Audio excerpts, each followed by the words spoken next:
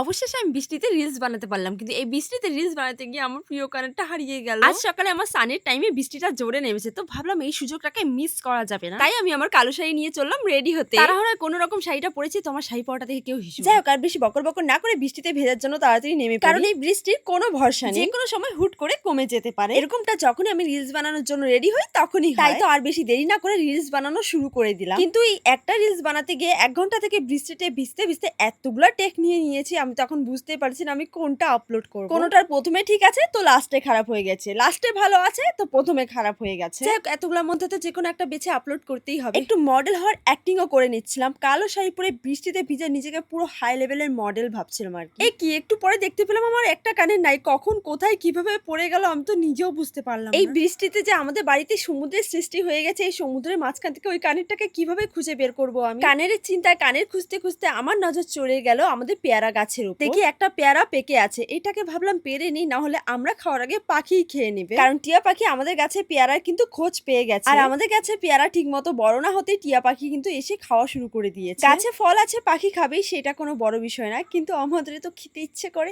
তাই টিয়া পাখি দেখার আগে আমি পেরে নিলাম। বাসটা এমনিতে লম্বা, বাবা এটাতে বাতা লাগিয়ে আরো লম্বা করে দিয়েছে, এখন রাখতে নিতেও অসুবিধা হয়। এই দেখো পেয়ারাটা তোমরা খাবে। যাই হোক, প্রায় 1-1.5 ঘন্টা বৃষ্টিতে ভিজার পর আমার রিলস বানানো আর তামসা করা শেষ হয়ে গেল, কিন্তু আমার টেনশন হচ্ছে আমার প্রিয় কানেরটা এই সমুদ্রে ভেসে না গেলেই হলো। যাই হোক, তবু আমি খুব খুশি, কারণ ফাইনালি বৃষ্টিতে ভিজে আমি রিলস বানাতে পেরেছি। কিন্তু এই রিলস বানানোর চক্করে আর জিমে যাওয়া হলো না, থাকে একদিন জিম বাদ দিলে কি হবে। বৃষ্টি কমতে আমার দাদা কানেরটাকে খুঁজে পেয়ে গেছে, এই আনন্দে আমি ওকে ওর পার্টনারের সাথে রেখে দিলাম। আমি সিঙ্গেল তো কি হয়েছে, আমি আমার কানেরকে আমার মতো সিঙ্গেল থাকতে দিব। যাই হোক, আমার বকওয়াস কেমন লাগলো অবশ্যই জানিও।